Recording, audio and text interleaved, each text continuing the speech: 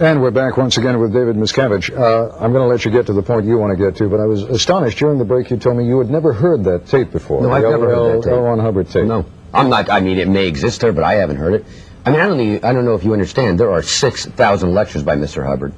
There are over 20 million words of printed words in Scientology, and all of these have been made available in Scientology. So if it is there, well, fine. Then I don't think anything's being hidden either. I just personally haven't heard that tape. Okay. No. Now you wanted to get back to the issue of the psychiatrists, yes. and let me, if I may, by way of introduction to that, I did not interrupt you before, but you were talking about the use of psychiatry in Nazi Germany, the use of psychiatry in the Soviet Union. Yes.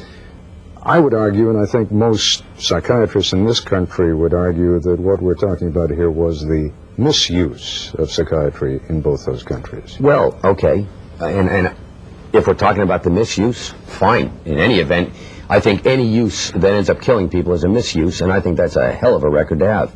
But let me get back to where it was, because it does tie in. You say the misuse, but I don't know if you're aware that there was a plan in 1955 in this country, Ted, to repeat what was done in Russia. There was going to be a Siberia, USA set up on 1 million acres in Alaska to send mental patients. They were going to lessen the commitment laws. You could basically get into an argument with somebody and be sent up there. This sounds very odd. Nobody's ever heard about it. That's in no small part thanks to the Church of Scientology. I must say, though, when that bill was killed in Congress, the war was on with psychiatry, where they declared war on us. And I want you to understand something. Let me just ask you to be specific on that. You were talking about a bill having been brought into Congress for the setting aside of 1 million acres in Alaska. You got it. For people... Send mental health patients. Mental health patients. Who was the sponsor of that bill? What was the bill number? I mean, I'm sure we're going to... Well, I have a copy of it, and if you want it, I can give it to you. All of these documents were made available to Forrest. If they're not on here, I don't know why, but I do have them, and I will make it available to you. Was that bill ever voted on? Did it ever come out of committee? Oh, yes. It was a major flap for the psychiatrists when it got voted down. Because then the slogan around the country began Siberia, USA, and it was really the first time that psychiatry had been denigrated publicly, that they weren't the science that they had been promoting themselves to be. And they took it upon themselves then to start dealing with anybody who would oppose them.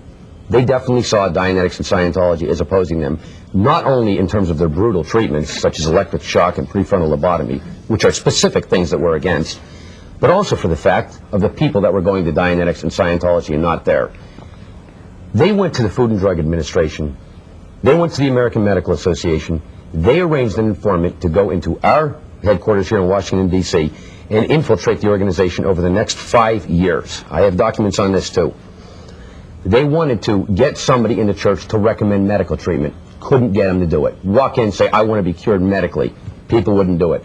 They finally went so far as getting the head of the D.C. the moral department of the D.C. police to send his daughter in as an informant, pregnant, to get an abortion, to ask the church to do it. A frame job. The church didn't go for it. They did then raid the church. When you say they, you're talking about who now? I'm talking, this is the A.K.A., AMA, Food and Drug Administration. These people were all coordinated doing these activities, and it went on for 5 years, Ted. And you have to understand, we only find this out recently. They then proceed to raid our church. Now, the following takes place. They killed one of our executive directors. They literally murdered. The Food and Drug Administration hired an informant to go into our organization in Seattle, Washington. His wife was there. He wasn't for Scientology. She was. They said, great, report on her and report on Scientology. He proceeded to do so. Several weeks later, murdered the head of our organization. Food and Drug Administration never told us that it was their informant. Instead, they got with with the Seattle police and went undercover in the organization on the homicide investigation to rifle our files. At that same time, and here's where the media comes in, a man interviewed L. Ron Hubbard for the Saturday Evening Post, came out with an unbelievably bad article in that magazine. Of course, Scientology said, you're part of this Food and Drug Administration thing, and of course he said, oh, excuse me, you just sound like the fringe, which is very easy to say.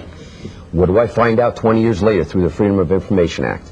I find out that this man, a man named James Phelan, the Saturday Evening Post had been written to by the Food and Drug Administration to get a discrediting article written on Mr. Hubbard and Scientology to help their case against us. That this man then went and interviewed Mr. Hubbard. He interviewed him for 2 days. Mr. Hubbard provided him with tapes and transcripts. The man came back here to the United States. Mr. Hubbard was in England and provided those transcripts to the Food and Drug Administration for their case a full week before he ever wrote his article. We have got to take another break. We'll continue our discussion in a moment.